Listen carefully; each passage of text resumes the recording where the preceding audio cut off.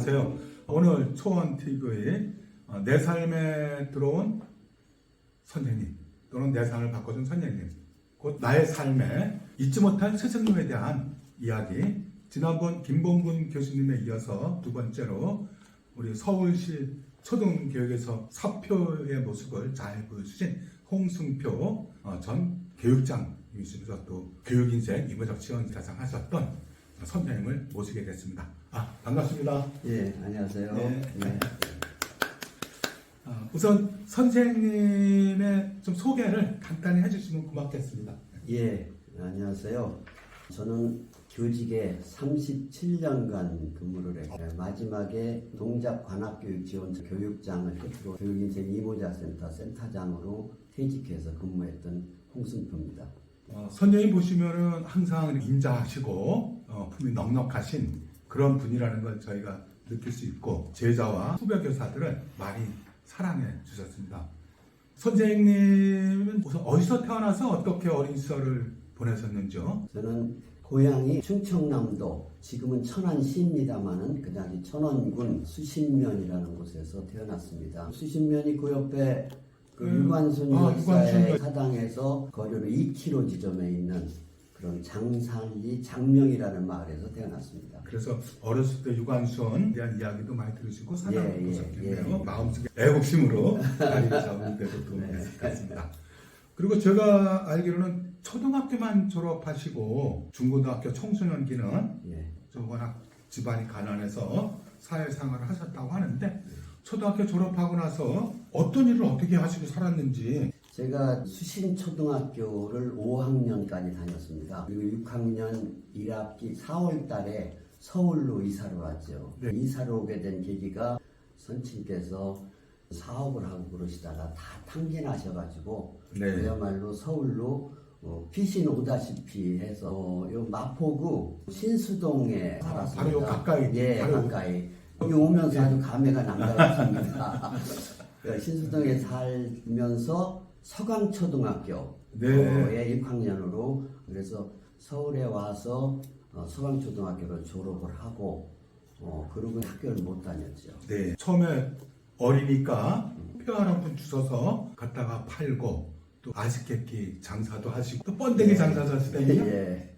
그 어릴 때 초등학교를 졸업하고 중학교를 갈 수가 없었습니다. 네. 초등학교 졸업도 간신히 했죠. 예. 왜냐면 그 당시는 사치내비라는 게 있었어요. 근데 그 사치내비를 낼 수가 없으니까 지금 생각해봐도 선생님이 몇 달에 한 번씩은 독촉을 하고 못 낸 사람들은 집으로 쫓아 보냈습니다. 가봤자 못 주는 걸 빤하니까 와우산 뒷산에 올라가서 학교를 쳐다보면서 운동장에서 그 친구들이 체육하는 걸 보고 있고 이런 생각이 드는데 그 당시 학교를 못 다니니까 입속에 뭘 넣어야 이제 기를 해결을 하죠. 그렇죠. 집안에서 부모님들은 전혀 그런 능력이 안 되시니까 그래서 뒷골목 다니면서 아니면 전선줄 이런 데 밑에 다니면서 넉마주의죠 이쪽에? 예, 근데 어리니까 뭐 넉마주의까지는 아니지만 애기 넉마주의. 그렇죠. 예, 그렇습니다. 그렇게 하고 다녔죠. 그리고 14살, 15살 이렇게 되면서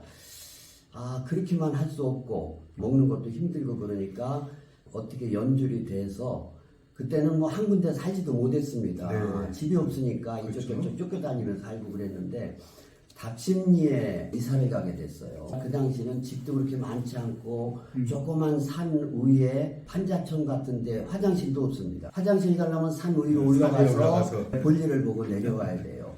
그런데 거기서도 쫓겨나게 됐어요. 갈 데가 없으니까 집안이 뿔뿔이. 우리 어머니는 남의 집 생활을 하시고 우리 여동생도 친척 집에 가서 심부름꾼 같이 있고 그리고 저는 어디 갈 데가 없으니까 그 면목동에 청량리 정신병원이라고 있어요. 그 앞에 은성기술학교라고 다건물로 해서 이렇게 조그맣게 해놓은 데가 있어요. 거기는 학교 못 다니는 애들이 또 살기가 어려운 애들이 거기를 들어가가지고 먹고 자고 합니다. 좋게 말하면 기숙학교인데 먹는 거를 본인들이 해서 먹어요.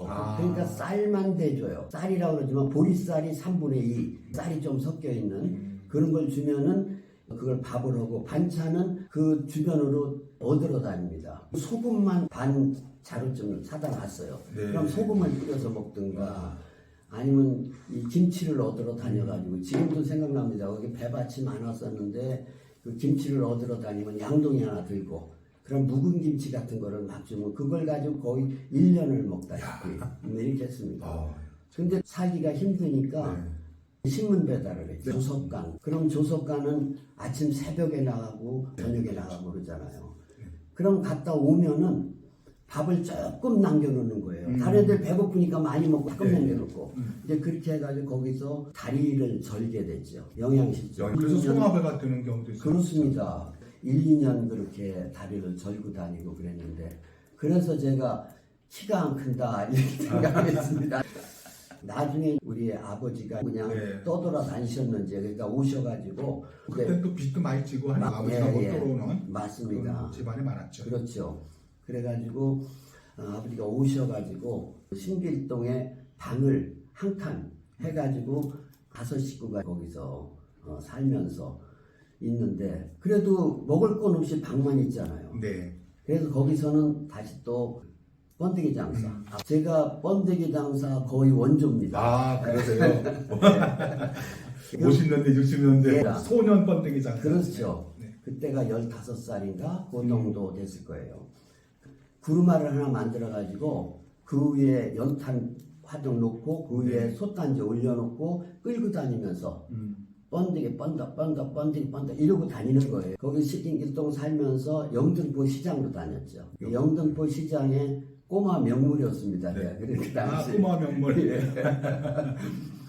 참 지금 생각하면 그분들이 참 감사한 분들이죠. 그 장사하시는 분들이 항상 이쁘게 봐주고 잘 사주고 아주 친절하게 해주시고 그러는 와중에도 공부를 좀 해야 되니까 틈틈이 뭐 돈이 되면은 학원을 다녔고 네. 그렇지 않으면 책을 그 헌책방에 가 삽니다. 그래가지고 검정고시를 틈틈이 준비를 했죠.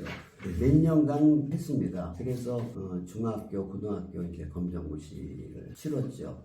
그러나 학교는 못 다녔죠. 제가 알기로는 24살에 이제 광주 교대를 들어가셨잖아요.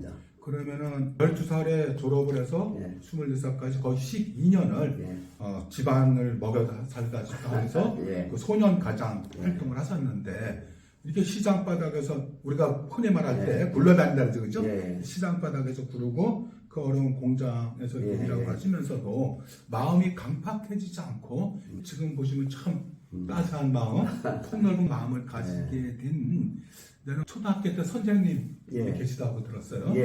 그 선생님 이야기 좀 해주시고. 그 제가 아까 전화를 드렸는데 지금 원주에 있는 한 병원에 와서 재활 치료를 받고 계셔요. 지금 연세가 93세 여선생님이에요. 네. 성함이 어떻게 되시죠? 유경남 선생님이십니다. 유경남 선생님. 제 인생에 어머니, 누님들, 친척들 빼고 최초의 제가 좋아하는 선생님이야. 참 아름답고 그 초등학교 때는 1950년대거든요. 제가 태어난 해입니다. 그때는 여자분들이 파마머리가 신여성이에요. 또 비로도 치마. 우리 선생님이 비로도 치마에 파마머리를 하시고 부임을 하셨는데 뒤에서 후광이 있는 것 같아요. 우리 어린 마음에 참 아름다우신 분이고 우리 초등학교 다닐 때 국어교과서에 영희와 철수야 뭐 바둑왕 뭐 이런 게 있었잖아요. 그렇죠. 그때 여선생님하고 이렇게 하는 타파가 그려져 있어요. 있습니다. 딱 그 선생님입니다.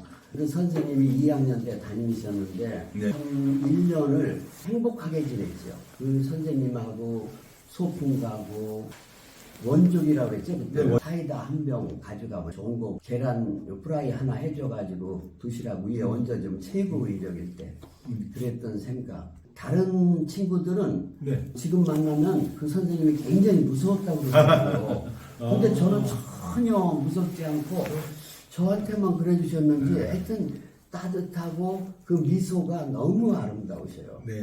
그래서 늘 그 선생님이 그렇게 사랑을 주시고 따뜻하게 해주시고 이런 생각 이것이 저한테는 일생을 아주 내 마음을 아름답게 하는 그 선생님이 어떻게 해주셨건 안 해주셨건 그런 어떤 정말 참 스승님으로서 네. 자리를 잡고 있었죠.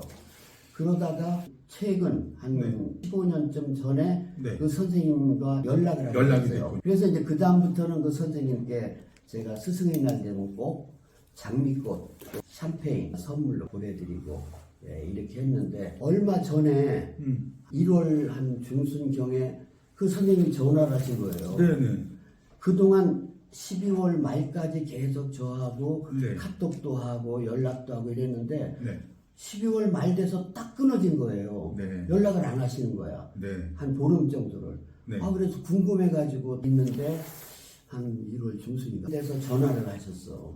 근데 전화 목소리가 벌써 어눌하셔요. 네. 네. 그러면서 너한테 목소리를 좀 듣고 싶고 생각이 난다.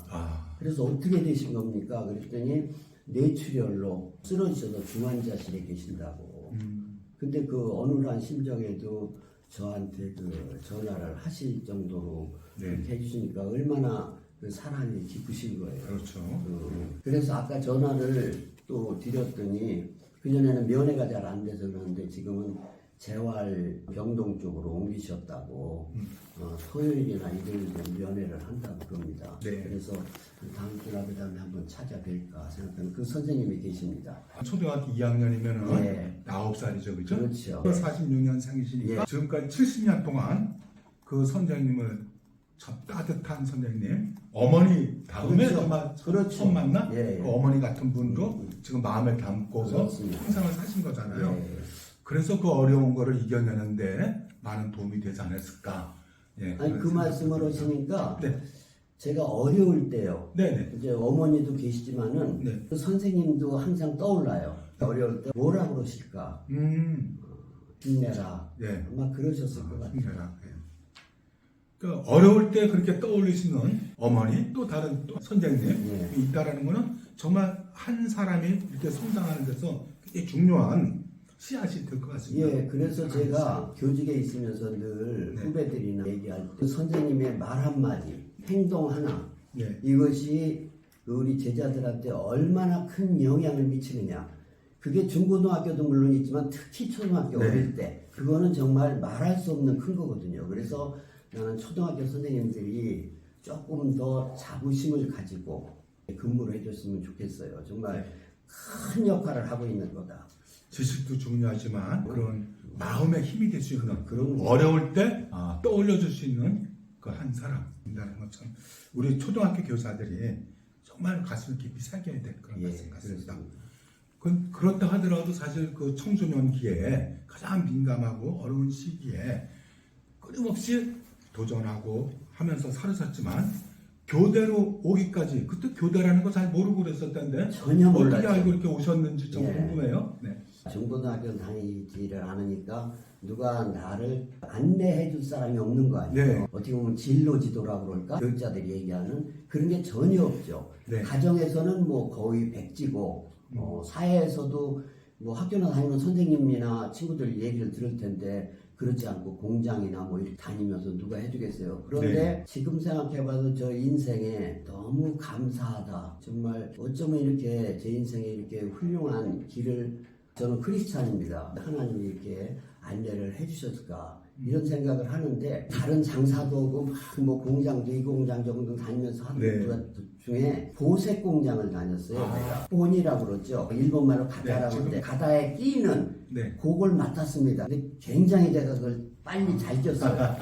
그래서 그 사장님이 항상 저를 칭찬해 주시고 예. 제가 일당 그때 90원입니다. 예, 예. 그런데 3개월 만에 180원을 주시더라고요. 사장님이. 예. 너무 잘한다. 그 어릴 때. 그때 같이 일하던 친구가 있어요. 예. 그 친구 이름도 지금 기억이 안 나요. 좀 안타깝게.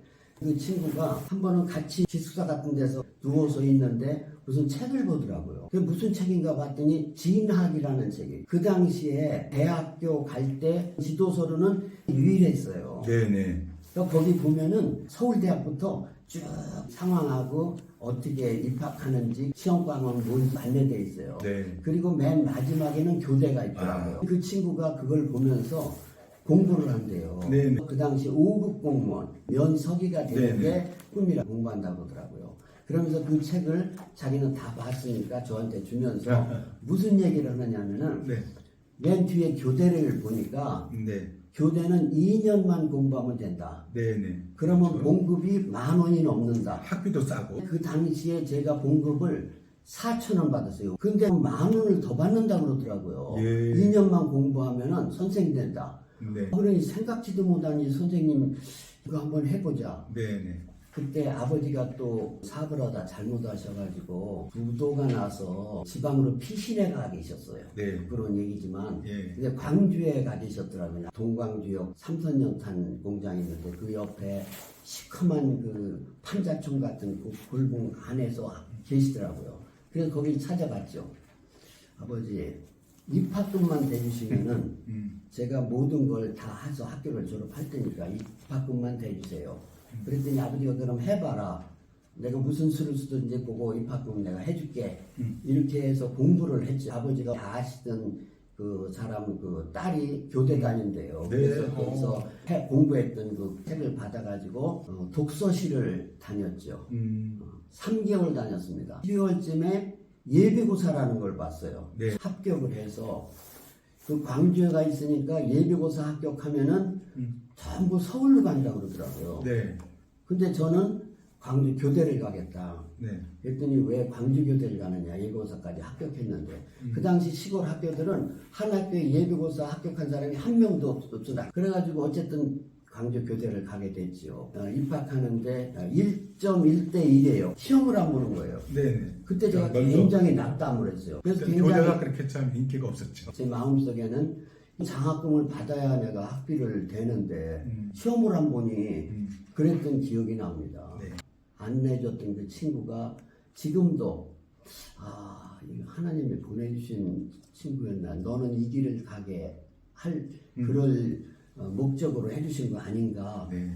그 친구가 이름도 기억 안 나고 얼굴도 가물가물하지만은 내 인생에 가장 감사한 고마운 네. 2년 선배. 그렇죠. 네. 한 2살쯤 많았을 네. 거예요 저보다. 오늘 홍승표 선생님의 삶에 따스하게 왔었던 초등학교 2학년 때 유경남 담임 선생님하고 그 다음에 청소년기에 교사의 길이 될 수 있도록 2년 선배 이름 없는 선생님 네. 감사하는 시간이었습니다. 현재 우리 후배 교사들이 저희 때와는 또 다른 어려움에 처해 있잖아요. 끝으로 한번 예. 격려 말씀 해주시죠.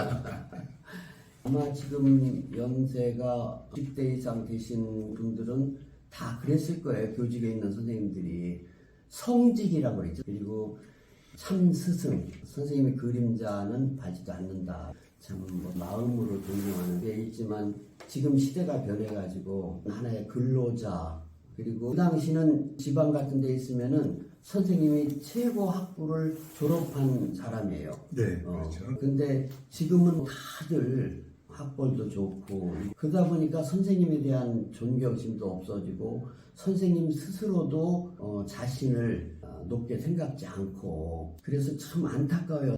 저는 그 후배 선생님들이 사회가 어떻게 하든 말든 자부심 좀 가져주셨으면 좋겠다. 우리 한 사람의 인생에 가장 큰 영향력을 미치는 사람이 교사 이외에 또 누가 있겠어요. 그것도 초등학교 선생. 네. 물론 유치원 선생님도 있습니다만은 정말 초등학교 선생님들 큰 자부심을 가져도 뭐 과하지 않다. 저는 초등학교 선생님들이 제일 실력이 높고 그런 분들이 지도를 해야 되고 또 그 다음이 중학교, 그 다음이 고등학교, 대학 같은 데는 그냥 대강 해줘도 뭐 자기들이 알아서 하는 거니까 이렇다고 생각하는 사람인데 모든 선생님들이 다 존경할 만하지만은 특히 초등학교 선생님들 자부심을 가지고 항상 하루하루를 지내시고 그러면은 아마 나중에 정년하시고 세상을 마무리하실 때 굉장히 이 세상 잘 살았구나 이런 생각을 느끼시지 않을까 그런 생각이 듭니다. 저희가 한 번 태어나서 살아가는 인생인데 초등학교 교사로서 우리 아이들과 함께 정말 행복하게 잘 살아 인상을 우리 후배 교사들이 모두 가지셨으면 좋겠다. 네. 기원 말씀이신데 우리 홍승표 선생님이 1955년 초등학교 2학년 유경남 선생님이 따뜻한 씨앗을 홍승표 선생님 가슴에 심어주셔가지고 그동안 마음에 이렇게 품고 살으셨는데 유경남 선생님이 앞에서 말씀하신 것처럼 참 좋은 우리가 가꿔야 될 인연이라고 생각하면서 유경남 선생님의 쾌유를 또는 건강한 삶을 다시 한번 기원드리면서 오늘 취재를 마치도록 하겠습니다. 예. 네, 고맙습니다. 감사합니다. 감사합니다.